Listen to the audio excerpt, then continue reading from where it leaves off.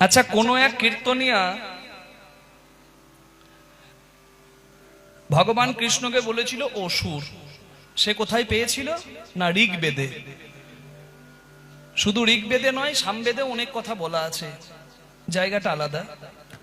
ঋগ্বেদে এক জায়গায় বলা হচ্ছে কৃষ্ণাসুর নামে একটা অসুর, কৃষ্ণ নামে একটা অসুর, কৃষ্ণাসুর, তাকে অংশুমতি নদীর তীরে ইন্দ্র যুদ্ধে হারিয়েছিল এবং তাকে বধ করেছিল। এখন বেদের স্বার্থ বাবা আমাদের মতো সাধারণ কীর্তনিয়ার বোঝা সম্ভব নয়, তার জন্য সংস্কৃতে পণ্ডিত হতে হবে। শুনেছি সে আবার পরিচয় দেয় সংস্কৃতের নাকি এমএ, আর তার মুখের যা সংস্কৃত ভাষা দেখে মনে হবে সংস্কৃতের বইটাও দুবার পাতাটা উল্টাই নাই। নিজেকে আবার বলবে এমএ নাকি কোন ইউনিভার্সিটির, দু পাতা সংস্কৃত ঠিকঠাক করতে পারবে না, উচ্চারণেই বোঝা যাবে। কারণ আমার বাবা সংস্কৃতের পণ্ডিত। আমি বাবাকে বলেছিলাম, বাবা দেখো তো, বলে দুটো উচ্চারণ ভাষা ঠিক নাই, কি করে সংস্কৃতের পণ্ডিত হবে? ধরা পড়ে গেছে। যাকগো, তার ব্যক্তিগত ব্যাপার, আমি নামও নেব না, কিচ্ছু না। যেহেতু আমাদের সনাতন ধর্মের প্রতি আঘাত করেছে, তাই আমি এখানে দাঁড়িয়ে প্রসঙ্গটা তুললাম। সে ওই কৃষ্ণাসুরকে বলছে ভগবান কৃষ্ণ, কিন্তু ভগবান কৃষ্ণ তো কৃষ্ণাসুর নয় বাবা। ওই কৃষ্ণ আসুর আলাদা, বেটার এইটুকু জ্ঞান নাই। ওই খুঁত খুঁজে বেড়াচ্ছে আমাদের ধর্মটাকে হাসির পাত্র করব, আর আমাদের ধর্মের কিছু হতচ্ছাড়া আছে, দারুণ তত্ত্ব, হাততালি দেবে। মানে নিজের বাবাকে যদি রাস্তায় দাঁড় করিয়ে চড় মারে, বোধহয় ছেলেগুলো হাততালি মারবে। সেবা বলে আমরা ভক্ত। কে আপনার কাকে ভালো লাগে, আপনি কাকে পছন্দ করে, আপনার ব্যক্তিগত ব্যাপার, আমারও কিছু বলার রাইট নাই। কিন্তু সংবিধান আমাদেরকে অধিকার দেয় বক্তব্যে, তাই আমি বক্তব্যটা রাখলাম। কৃষ্ণাসুর আর ভগবান কৃষ্ণকে এক করে দেওয়াটা ঠিক নয়। অংশুমতি নদীর তীরে কৃষ্ণ লীলা করে নাই। কৃষ্ণের সঙ্গে ইন্দ্রের যুদ্ধ হয়েছিল বৃন্দাবনে। ইন্দ্র পূজা বন্ধ করে কৃষ্ণ গোবর্ধন পূজা চালু করেছিলেন। ইন্দ্র কৃষ্ণকে মারা তো দূরের কথা, ইন্দ্র পরাস্ত হয়ে ঘর গিয়েছিল, ভাগবত সিদ্ধান্তে বলা আছে। তাহলে এখানে যে সায়নাচার্যের ভাষ্য, ও কোথা থেকে বলছে? সংস্কৃত পড়তে পারবে না বেটা, বাংলা পড়েছে। কোথা থেকে খুঁত বের করেছে? বাংলা ভাষ্য কার আছে? সায়নাচার্যের। সায়নাচার্যের একটা ভাষ্য। সায়নাচার্য রসিকতা করার জন্য অনেক কথা অনেক ভাবে বলেন। যেমন এখানে বলা হচ্ছে ইন্দ্র কৃষ্ণ মেঘকে বধ করে করুণার বৃষ্টি করলো। মানে ভালো করে বুঝুন, বুঝতে পারছেন? মানে কৃষ্ণ কালো, মানে ওই একটা মেঘকে কৃষ্ণের সঙ্গে তুলনা করা হচ্ছে, আর তাতে বজ্রপাত করে কিন্তু বৃষ্টি হলে তাহলে কিন্তু জগতের কল্যাণ হয়। মানে বুঝতে পারছেন? এখানে কৃষ্ণ মেঘ, ইন্দ্র করলো বজ্রাঘাত, মানে মেঘে খোঁচা দিল, তবেই তো বৃষ্টি ঝরলো, তাতে সংসারের কল্যাণ হলো বৃষ্টি এসে। নিতাই গৌর হরি বল। এটা সায়নাচার্যের ভাষ্যের মূল। তাহলে রসিকতা করতে গিয়ে এক জায়গায় যদি তথ্যটা দাঁড়ায়, তাহলে সনাতন ধর্মের তো ক্ষতি হবে। এটুকু বোঝার যার ক্ষমতা নাই, আমি তাকে মানে মূর্খ বলেই মানব। কারণ যার মধ্যে সঠিক বিদ্যা থাকবে, সে একদম সঠিক তথ্য উদ্ঘাটন করার চেষ্টা করবে। ঋগ্বেদে যে জায়গা থেকে প্রসঙ্গটা বলেছে, সেই জায়গায় যেখানে কৃষ্ণাসুরের কথা বলা হয়েছে, সেই কৃষ্ণাসুরকে আর কৃষ্ণ ভগবানকে এক করে দেওয়া বুদ্ধিমানের কাজ নয়। আবার আরেক জায়গায় বলা হচ্ছে কালযবন কৃষ্ণের এক শত্রু, সেও কিন্তু নিজেকে কৃষ্ণ বলে পরিচয় দিত। এখন কেউ যদি কালযবনকে মারে, তাহলে কি সে কৃষ্ণকে মারলো? ভগবান কৃষ্ণের তত্ত্ব আলাদা। আমি ক্যামেরার সামনেই বললাম, এই কথাটা এরা আপলোড করে ছাড়বে, কোনো অসুবিধা নাই। কারণ যেটা সত্য সেটা সত্য, সে নাকি সত্য ভালোবাসে, তাই আমিও সত্যটাই বললাম আপনাদের সামনে, যাতে সত্য দিয়ে সত্যের জয় হয়। নিতাই গৌর প্রেমানন্দে হরি হরি বল, হরি বল, হরি বল, হরি বল। যে নিজের ধর্মকে ভালোবাসবে না, সে নিজের ধর্মকে হাসির পাত্র করবে না অন্য ধর্মের কাছে। এটা যদি না তার কোনো সুপ্ত শয়তানি থাকে, ইচ্ছা থাকে, যে নিজের ধর্মকে ভালোবাসবে। আমার বাবার যদি কোনো খুঁত থাকে, আমি রাস্তায় লোককে বলে বেরিয়ে আমার বাবার শ্রদ্ধা করব না, অপমান করব না। হ্যাঁ, আমি যদি বাপের ছেলে না হই তখন করব। নিতাই গৌর প্রেমানন্দে হরি হরি হরি। রাধে। আমি নামও করলাম না, আপনারা যদি কোথাও শুনে থাকেন আপনাদেরকে সঠিক তথ্যটা শুধু জানালাম। হরি বল। কারণ যেহেতু সনাতন ধর্মের আমি একজন সনাতনী হিসেবে নিজেকে মানি, এবং ধর্মের জন্য যদি আমার কোনো বড় ক্ষতিও হয় তাতে আমার কোনো অসুবিধা নাই।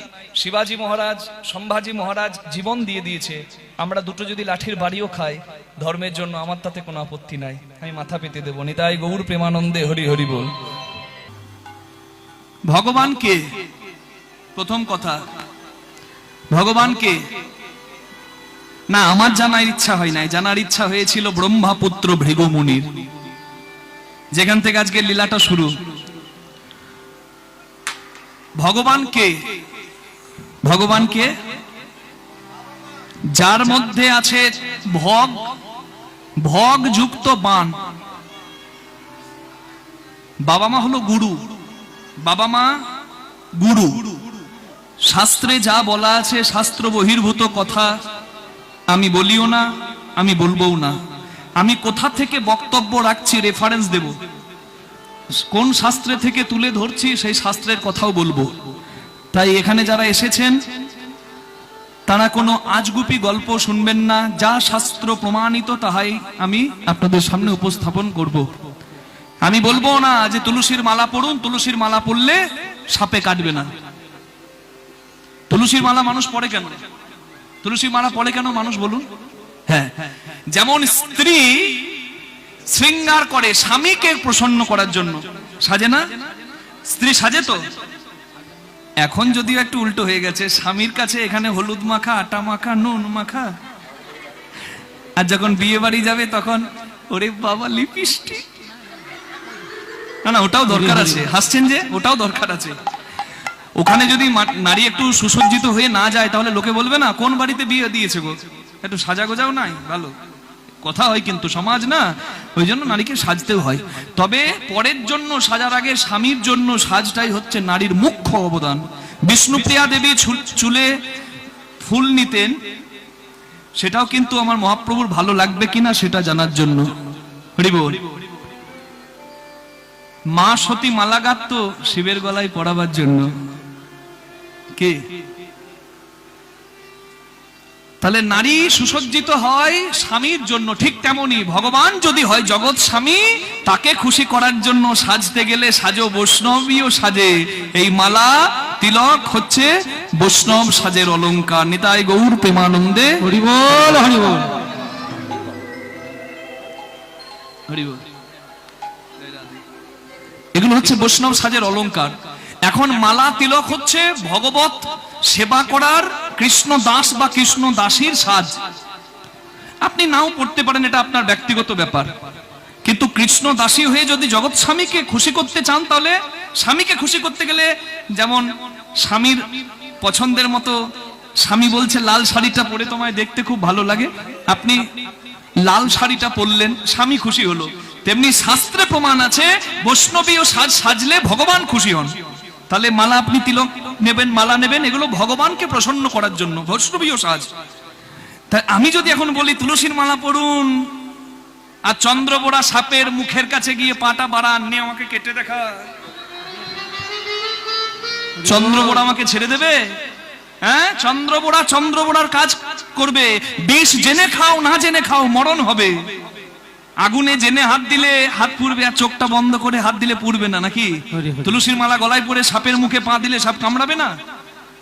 সাপ কামড়ালে বিষ নাও লাগতে পারে, কারণ সাপের অনেক বাইট ফলস বাইট হয়। সাপ সব কামড়ে বিষ ঢালে না। তাই অনেকে ভাবে না যে রোজা ভালো করে দিয়েছে, হসপিটালে না গিয়ে রোজার হতে পারে, রোজার কোনো শক্তি আছে, কিন্তু সাপের অনেকগুলো ফলস বাইট হয়, সব বাইটে কিন্তু বিষ ঢালে না, এটা মনে রাখবেন। তাই গোকরো সাপে অনেককে কামড়ালেও সবার মৃত্যু হয় না। এটা হচ্ছে সায়েন্টিফিক রিজন, বুঝতে পারছেন? তাহলে আমি যে কথাগুলো বলবো সেই কথাগুলো শাস্ত্র সিদ্ধান্ত স্বরূপ হবে। আমার মন গড়া কথা আমি এখানে বলার জন্য আসিও নি, আর আমি বলবো না। নিতাই গৌর প্রেমানন্দে হরি বল। সেই বিশ্বাসটুকু রাখতে পারেন। জনক প্রথম গুরু জন্ম যাহা হইতে, মাতা পিতা প্রথম গুরু কহি সবার সাক্ষাতে, আছে না? হ্যাঁ, জনক প্রথম গুরু জন্ম যাহা হইতে, জনক প্রথম গুরু জন্ম পিতা প্রথম গুরু কহি সবার সাথে। সবার সাথে এই মাতা পিতাকে প্রথম গুরু, গুরু অন্ধকার থেকে আলোর পথে নিয়ে যায়, মাতা পিতা হচ্ছে প্রথম গুরু। এবার কেউ যদি মা বাবাকে ভগবত আসনেও বসায় তাতে কিন্তু কোনো ক্ষতি নাই, মা বাবা তো মা বাবাই হয়। হরি বল। এরপর দ্বিতীয় গুরুকে দীক্ষাদাতা শিক্ষাদাতা রূপে বৈষ্ণব ব্রাহ্মণ, দ্বিতীয় প্রকার গুরুর নাম করিলাম বর্ণন, দ্বিতীয় প্রকার গুরুর নাম হরিলাম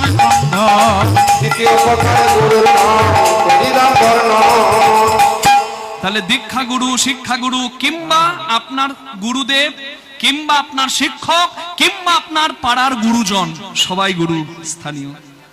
যার কাছে কিছু পেয়েছেন তার কাছে মাথা নামান, তাহলে কিন্তু আপনার জয় জয় হবে। তাহলে তাদের চরণে হবে দ্বিতীয় প্রণাম। আর তৃতীয় প্রণাম প্রথমে মা বাবা, তারপর গুরুদেব বা গুরুজন, তারপরে গোবিন্দ নিজেকে রাখলেন। মানে বুঝতে পারছেন কত স্থান, উচ্চ স্থান মা বাবা এবং গুরুদেবের দেওয়া হয়েছে। তৃতীয়তে অন্তর্যামী রূপে ভগবান, তৃতীয় প্রকার গুরু নাম করিলাম আখ্যা, তৃতীয় প্রকার গুরুর নাম হরিলাম আখ্যা। তোমরা গুরুদেবের জয় দাও, জয় দিলে জয়ী হবে, গুরুদেবের জয় ও দাও। জয় দিলে জয় হবে, তোমাদের মনোবাঞ্ছা জয় দিলে জয় হবে, জয় দিলে জয় হবে, জয় দিলে জয় হবে, জয় দিলে জয় হবে।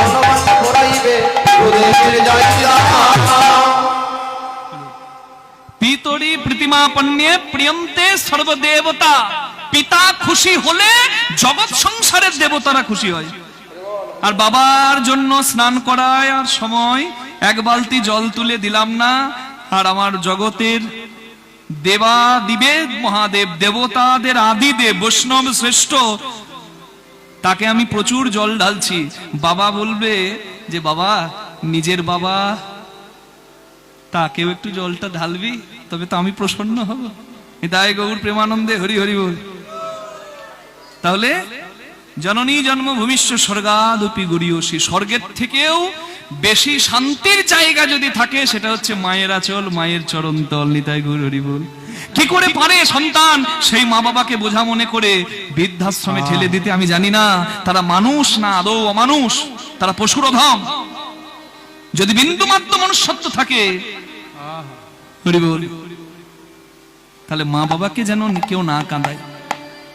তাহলে ভগবানকে, ভগবান কিন্তু প্রসঙ্গ আলাদা, গুরুর প্রসঙ্গ আলাদা।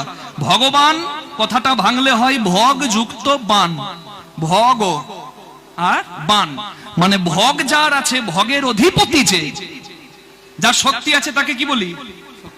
শক্তিমান। কে বললো শক্তিমান? হরি বল। হ্যাঁ হরি বল। যার বুদ্ধি আছে তাকে কি বলি? বুদ্ধিমান। বুদ্ধিমান নয়, বুদ্ধিমান। শক্তি থাকলে কি বলি? শক্তিমান। শক্তিমান। রাধে রাধে। হ্যাঁ হরি বল।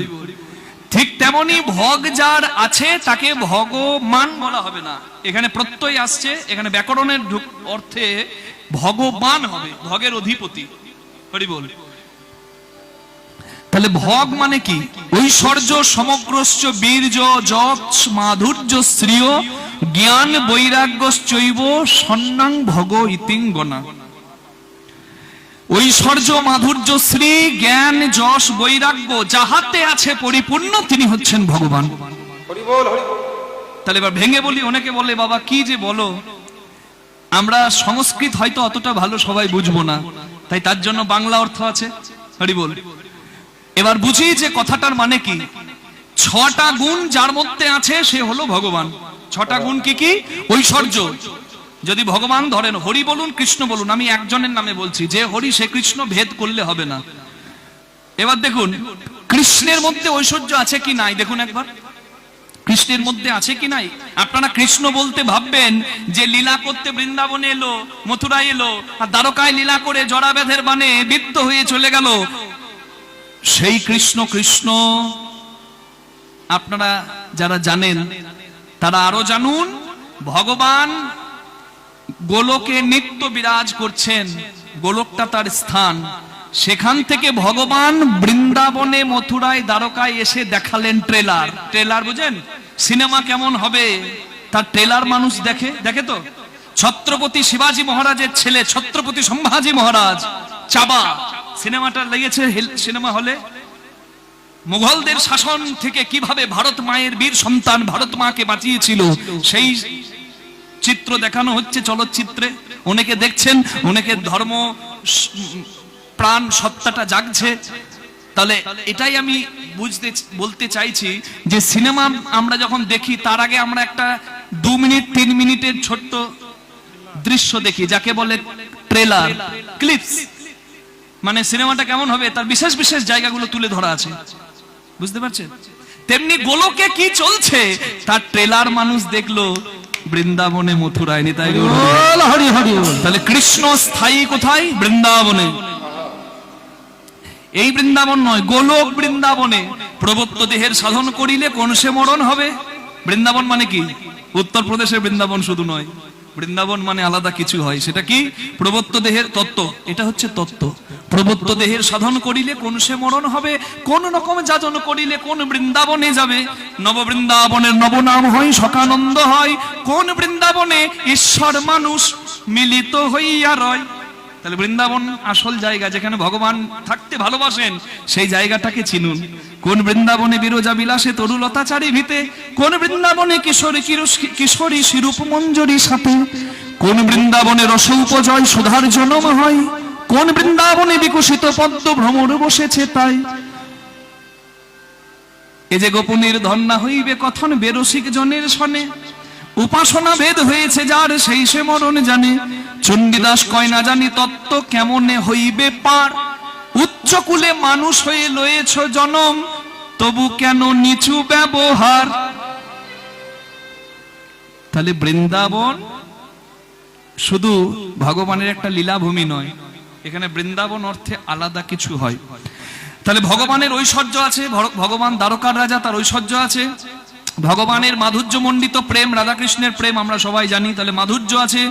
ভগবানের শ্রী আছে। এখানে শ্রী বলতে বোঝানো হচ্ছে কামকে জয় করার ক্ষমতা, মানে সংযম। কামের বাণ কৃষ্ণ চরণে ফুল হয়ে গড়াগড়ি খায়, বুঝতে পারছেন? তার মানে ভগবানের পরম সংযম আছে। রাধার কৃপায়, রাধা শনে যদা ভাতি তথা মদন মৌহন, অন্যথা বিশ্ব মোহপে স্বয়ং মদন রসবস। কৃষ্ণ মদন মোহন কার কৃপায় বলুন? তারই শক্তি, রাধার কৃপার। হরি বল হরি বল হরি বল। তাহলে ভগবানের সংযম আছে, ঐশ্বর্য, মাধুর্য, শ্রী, জ্ঞান। ভগবানের জ্ঞান কত গীতার পাতায় আছে। যশ, তার ভুবন ভরা যশ। কৃষ্ণের নাম ডাক ভুবন ভরা। আর বৈরাগ্য, বৈরাগ্য মানে ত্যাগ। এত কিছু যার আছে, সেও কিন্তু দ্বারকার সিংহাসনে বসে ভক্তের জন্য চোখের জল ফেলে। রাধা বৃন্দাবন প্রাণের থেকে প্রিয়। ভগবান চাইলেই রাধার কাছে থাকতে পারত, চাইলেই বৃন্দাবনে থাকতে পারত, কিন্তু ভগবান বৈরাগ্য রস আস্বাদন করেছেন। প্রাণ প্রিয় রাধা, প্রাণ প্রিয় বৃন্দাবনের জন্য কেঁদেছেন, তবু বৃন্দাবনে স্বরূপটা নিয়ে এসে দাঁড়াননি। নিতাই গৌর প্রেমানন্দে হরি বল। মানে ভগবানের বৈরাগ্য আছে। তাহলে এই 6টি বৈরাগ্য যার আছে সে হলো ভগবান। এই 6টি ঐশ্বর্যকে বলে ভগ। আর এই 6টি ঐশ্বর্যের যিনি অধিকারী তিনি হচ্ছেন ভগবান। তাই সবাই মিলে একবার বলুন, ভজ শ্রী বৃন্দাবন চন্দ্র রে, জপ শ্রী নন্দ দুলাল রে, ভজ শ্রী বৃন্দাবন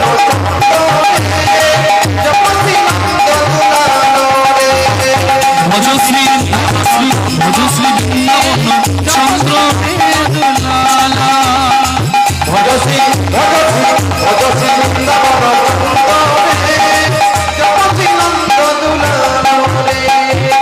হৃদয় রতন পতি রে, হৃদয় রতন পতি রে, হৃদি বৃন্দাবন ধামে রে,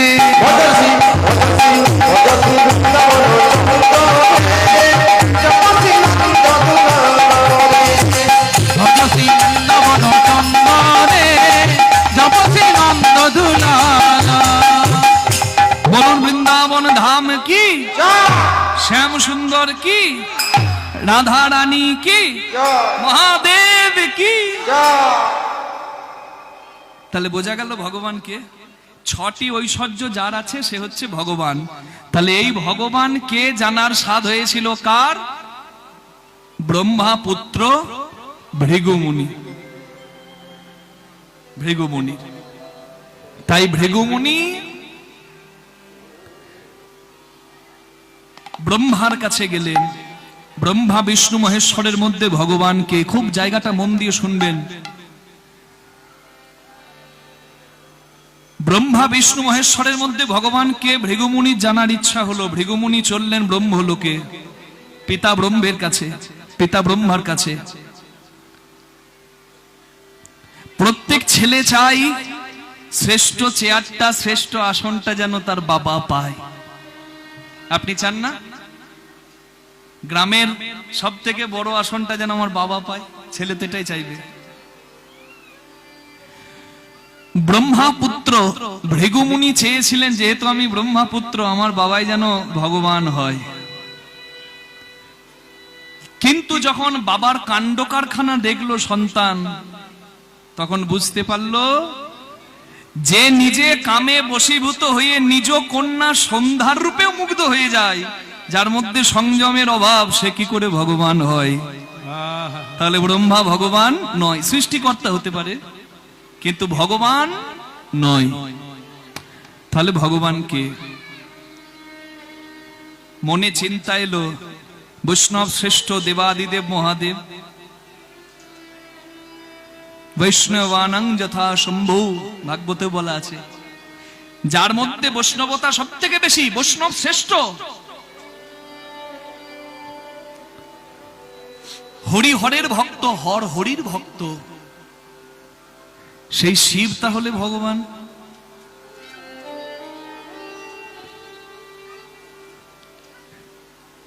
শিবলোকে চললেন ভৃগুমুনি, কিন্তু শিবলোকে দাঁড়িয়ে উপলব্ধি করলেন যে কামকে পুড়িয়ে ছাই করে দিতে পারে ভোলানাথ। কামকে পুড়িয়ে ছাই করে দিতে ভোলানাথ পারে, কিন্তু কামের বাঁচ থেকে ভোলানাথ কামের হাত থেকে বাঁচতে না পারে। কাম যেদিন শিবকে বান মারল, শিব কামকে পুড়িয়ে ছাই করে দিল, পরবর্তীকালে আশীর্বাদ দিয়ে কামের প্রাণ ফিরিয়ে দিল, কিন্তু অশরীরই করলো, কামের দেহ আর রইল না। তাহলে কামকে পুড়িয়ে ছাই করে দিতে পারে শিব, কিন্তু কামের হাত থেকে বাঁচতেও পারে না স্বয়ং মহাদেব। তার ক্রোধ, সেই ক্রোধে সবাই তার পায়ে মাথা নামাবে। কেন করছেন বাবা? একই ইনি এখানকার নয়, এই গ্রামের, এই গ্রামের নন উনি, এখানেরই। তাহলে গ্রামের মানুষ হয়ে গ্রামের এত সুন্দর আয়োজন নষ্ট করতে চাইবেন কেন? উনি হয়তো বুঝতে পারছেন না। যাই হোক, বাদ দিন, জয় রাধে। এদিকে মন দিন।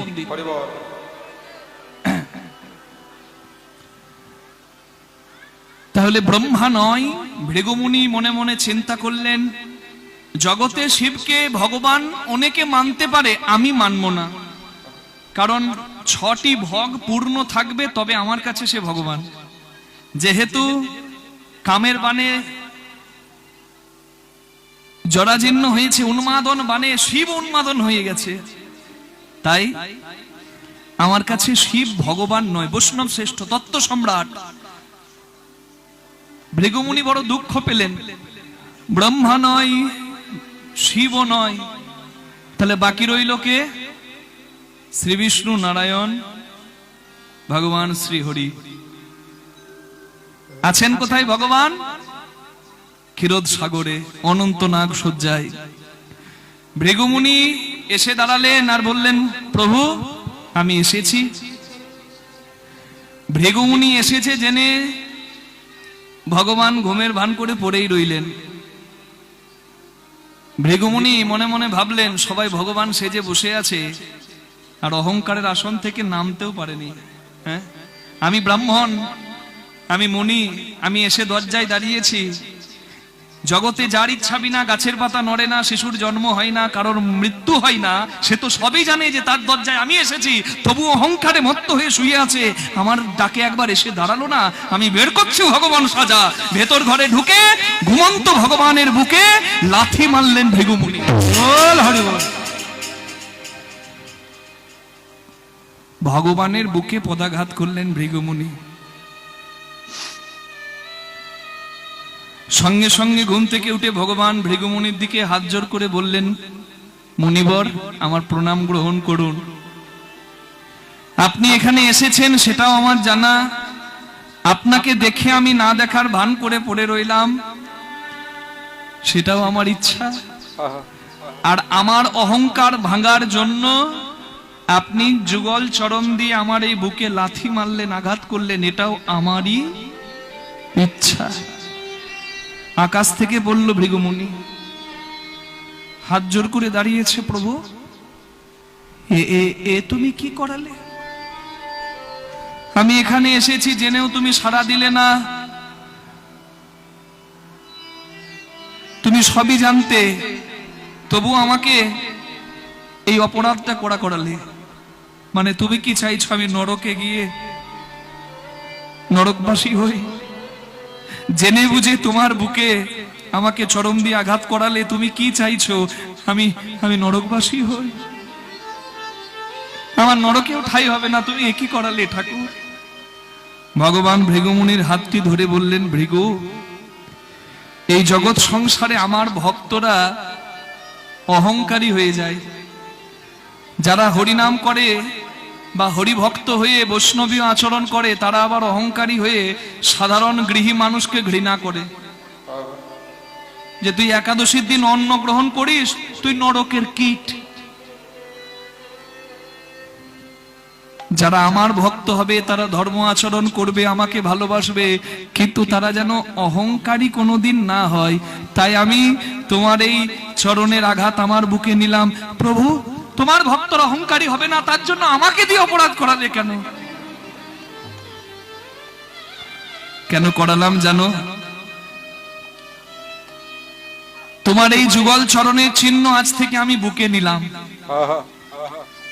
আমার ভক্তরা যখন আমার কাছে এসে আমার দিকে তাকাবে, তারা আমার বুকে এই যুগল চরণ চিহ্ন দেখবে, আর তারা বুঝতে পারবে যে ভগবান নিজের অহংকার ভাঙার জন্য একজনের লাথি খেতে পারে, চরণের আঘাত মেনে নিতে পারে।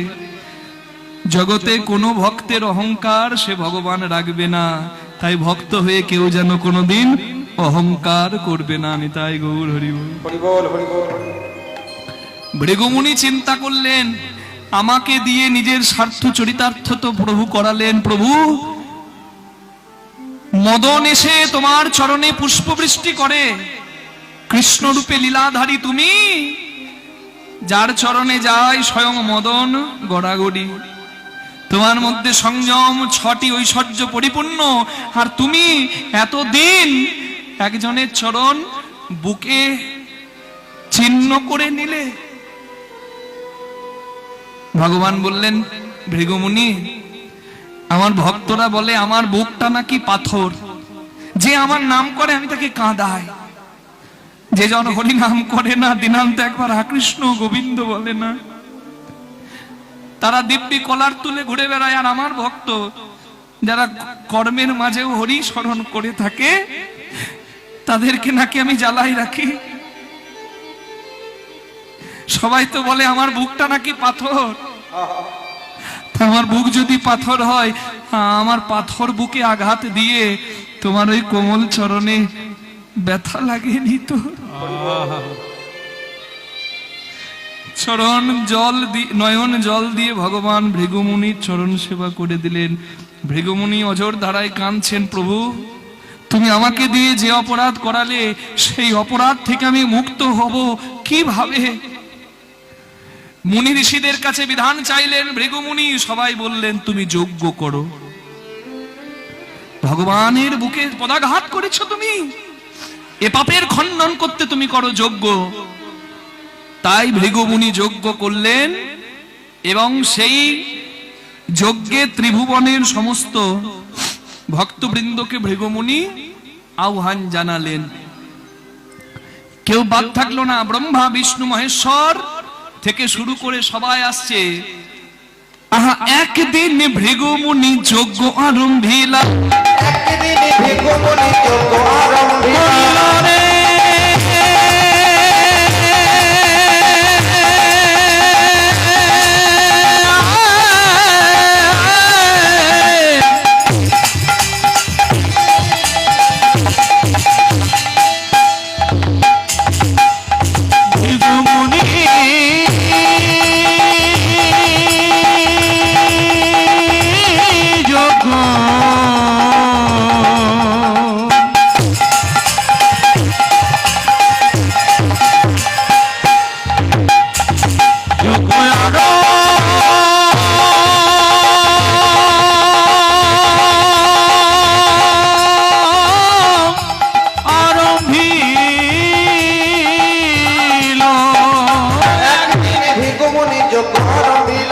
ত্রিভুবনে ভক্তগণে নিমন্ত্রণ দিলা, ত্রিভুবনে ভক্তগণে নিমন্ত্রণ দিলা। ত্রিভুবনে ভক্তগণে নিমন্ত্রণ দিলা, ওই ত্রিভুবনে ভক্তগণে নিমন্ত্রণ দিলা। আনন্দ ধরে না, আনন্দ ধরে না, আনন্দ ধরে না, আনন্দ ধরে না, নিমন্ত্রণের পত্র পেয়ে আনন্দ ধরে না। সবাই হরি হরি হরি বলে, নিমন্ত্রণে পতপে হরি হরি, হরি বলে, নিমন্ত্রণ পতপে হরি হরি হরি বলে, নিমন্ত্রণে পতপে হরি হরি হরি বলে, নিমন্ত্রণে পতপে হরি হরি হরি আরে আনন্দ ধরে না, নিমন্ত্রণ পত্রপে। ত্রিভুবনে ভক্তগণে নিমন্ত্রণ দিলা। একটা যজ্ঞে কিভাবে আসতে হয়, একটা যজ্ঞে কিভাবে এসে বসতে হয়, নিজ আসন গ্রহণ করতে হয় আপনারা জানেন। তাই তো হরিনাম যজ্ঞ, হরিবাসর যেখানে হয়, বা ভক্ত কথা যেখানে হয়, যেখানে ভাগবত পাঠ হয়, যেখানে ধর্মসভা হয়, কিংবা মন্দিরে কিভাবে আসতে হয় আপনারা জানেন। তাই তো এখানে এসে নিজ নিজ আসন গ্রহণ করেছেন সবাই। এটা কিন্তু অনেকেই জানে যে হরিবাসরে এসে যদি দুটো গল্প করি তাহলে পুণ্য তীর্থে এসে পাপ কুড়িয়ে ঘর যাওয়া হয়। তাই সব আন কথা আন চিন্তা ছেড়ে আপনারা হরি কথা বৈষ্ণব কথা শুনতে এখানে নিজ নিজ আসন গ্রহণ করেছেন। এই আসনটার যতটা মর্যাদা ওই আসনটা যেখানে আপনারা বসেছেন ওটারও ততটা মর্যাদা। এটা যদি সুখদেব গোস্বামীর আসন হয় ওটা পরীক্ষিত মহারাজের আসন। ভাগবত পাঠ যেখানে হয় সেখানে ভাগবত পাঠক যে আসনে বসে সেই আসনটা হয় শ্রীলোক সুখদেব গোস্বামী মহারাজের আসন, যিনি পরীক্ষিত রাজাকে ভাগবত পাঠ করেছিলেন, ভাগবত পাঠ শুনিয়েছিলেন। আর আপনাদের আসনটা সেই পাণ্ডব শ্রেষ্ঠ পরীক্ষিত মহারাজের আসন, ধর্মপ্রাণ। আর এই যে কীর্তনের আসনটা তাহলে কি আসন? এটাও ব্যাসাসন, এটা ব্যাসাসন। কিন্তু যেহেতু এটা দাঁড়িয়ে নৃত্য গীত নাচ গানের মাধ্যমে ভগবানের কথা বলা হয়, তাই এটাকে বলা হয় নারদীয় কীর্তন। মানে নারদ মুনি যেভাবে বিনা নিয়ে নেচে গিয়ে প্রভুর নাম গাইতেন সেভাবে হচ্ছে এই কীর্তন, তাই এটাকে বলে নারদীয় কীর্তন। আর যেটা ভাগবত কথা হয় শুধু কথা গান নয়, সেটা হচ্ছে পাঠ কীর্তন, পাঠ, সেটা হচ্ছে ব্যাসাসন। আর এটাও কিন্তু ব্যাসাসন, তবে এই কীর্তন নারদীয় কীর্তন। তাহলে সবাই নিমন্ত্রণ পত্র পেয়ে নিজ নিজ আসন গ্রহণ করেছেন ভৃগু মুনির যজ্ঞে। কিন্তু সবাই অপেক্ষা করছে, এখনো এক ভদ্রলোক আসে নাই। ভদ্রলোক বলা ভুল হবে, এক অহংকারী। তার নাম কি জানেন? তার নামের মধ্যেই অহংকার আছে, নামটি হচ্ছে দক্ষ, যাকে নিয়ে আজকে লীলা। দক্ষ মানে কি? দক্ষ মানে যার মধ্যে দক্ষতা আছে, ট্যালেন্টেড। কেউ নাচতে পারে, কেউ ভালো গাইতে পারে, কেউ ভালো ছবি আঁকতে পারে। যার যে কাজে দক্ষতা তার কিন্তু মনের অজান্তেই অহংকার এসে যায়। রাধে রাধে। তাহলে এই দক্ষ রাজা অহংকারী। কেন অহংকারী জানেন? এই দক্ষ রাজা একটা পদ পেয়েছে, যে পদটার নাম হচ্ছে প্রজাপতি। প্রজাপতি দক্ষ। সেই দক্ষ রাজা প্রজাপতি পদটা পেয়ে তার বড় অহংকার। দেখুন, পদে যদি অপদার্থ বসে তাহলে পদের অমর্যাদা হয়, হয় না? আপনি ওই আসনটা যোগ্য নন, অথচ আপনাকে ওই আসনে বসিয়ে দেওয়া হয়েছে, কি হবে? কি হবে? হরি বল। রাজার দোষে যজ্ঞ নষ্ট, প্রজা কষ্ট পায়। হরি বল, হরি বল। তাহলে পদে যদি অপদার্থ বসে পদের মান থাকে না। কিন্তু মনে রাখবেন, যখন যে যে পদের অধিকারী হয়, আপনার যদি ইচ্ছা নাও থাকে আপনাকে কিন্তু শ্রদ্ধা করতে হয়। কেন জানেন? ওটা পদের মান। মাননীয় মুখ্যমন্ত্রী মমতা বন্দ্যোপাধ্যায়, মাননীয় প্রধানমন্ত্রী নরেন্দ্র দামোদর মোদীজি, হতে পারে অনেকের মমতা বন্দ্যোপাধ্যায়কে ভালো লাগে না, অনেকের নরেন্দ্র মোদীকে ভালো লাগে না, কিন্তু ভালো আপনার লাগলো আর না লাগলো তাতে কিছু যায় আসে না। কারণ তারা যে পদটায় বসেছে ওই পদটা হচ্ছে সংবিধানের পদ। ওই পদটাতে যেহেতু বসেছে তাই আপনাকে সম্মান করতে হবে, এটাই হচ্ছে সংবিধানের নিয়ম। নিতাই গৌর হরি হরি বল। কাজে প্রধানমন্ত্রী, মুখ্যমন্ত্রী, রাষ্ট্রপতি যদি রাস্তা দিয়ে যায় আপনাকে দাঁড়িয়ে থাকতে হবে, তারা যাবে তারপর আপনি পার হবেন, এটাই কিন্তু নিয়ম। দক্ষ রাজা অহংকারী বলে অনেকে পছন্দ করে না, কিন্তু কিন্তু কিন্তু কিন্তু হরি বল, মনে রাখবেন, দক্ষ রাজা যেহেতু প্রজাপতি দক্ষ, তাই ইচ্ছা থাকুক আর না থাকুক সবাই তার চরণে প্রণাম করতে বাধ্য। সবাই এসেছে যজ্ঞে, কিন্তু যজ্ঞ শুরু হচ্ছে না ভালোভাবে। কেন? দক্ষ রাজা আসেনি। সবাই বসে যাওয়ার পর সব থেকে শেষে দক্ষ রাজা আসছেন, আর তার ভাবটি তো আলাদা, অহংকারী তো ভাব। হরি বল। হেন কালে আইলেন দক্ষ প্রজাপতি, হেন কালে আইলেন দক্ষ প্রজাপতি, তাহারে দেখিয়া সবাই করেন প্রণতি। তাহারে তাহারে তাহারে দেখিয়া সবাই করে প্রণতি। আহারে দেখিয়া সবাই করেন প্রণতি, হেন কালে আইলেন দক্ষ প্রজাপতি, হেন কালে আইলেন দক্ষ প্রজাপতি, আরে হেন কালে আইলেন সবাই করজোড়ে প্রণাম করে, করজোড়ে প্রণাম করে, সবাই করজোড়ে প্রণাম করে, বড় জোরে প্রণাম করে। দক্ষ রাজা এসেছে দ্বারে, বড় জোরে প্রণাম করে। দক্ষ রাজা এসেছে দ্বারে, সবাই হরি হরি ধ্বনি করে, রাজা এসেছে দ্বারে, হরি ধ্বনি করে, ওই দক্ষ রাজা এসেছে দ্বারে, হরি হরি ধ্বনি ওই দক্ষ রাজা এসেছে দ্বারে, বড় জোরে প্রণাম করে। হরি বল হরি বল হরি বল হরি বল।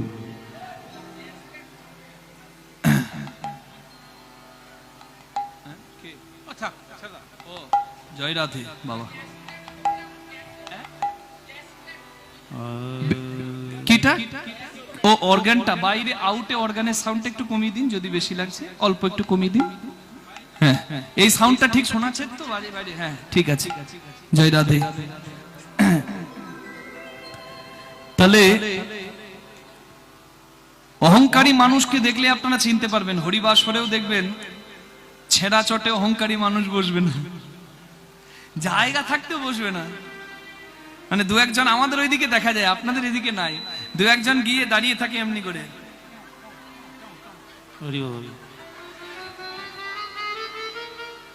আমরা তখন বলি ওই দেখ চেয়ারটা দে তবে বসবে। চেয়ারটা গিয়ে দাদা বসুক, হ্যাঁ ঠিক আছে।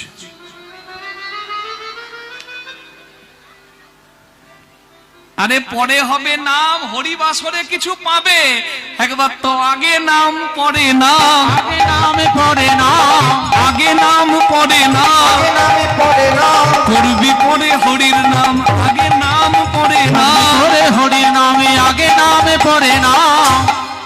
হরিনাম করে তখনই ফল হবে যখন কেউ নামতে পারবে। কোথা থেকে?